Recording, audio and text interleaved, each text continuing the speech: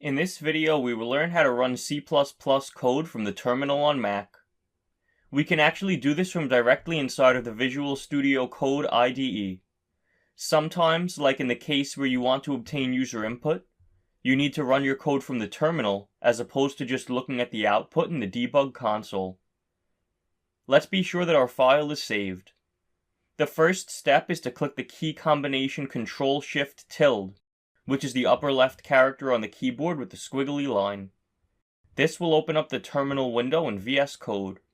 Next, we need to compile the file, which we can do with the make command, then a space, and then the name of our file without the CPP file extension.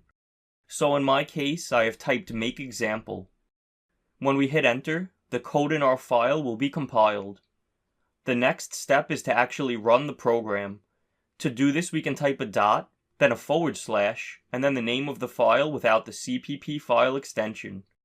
So I will type ./example. When we hit enter, notice that the program was run, and the output from our program was displayed in the terminal.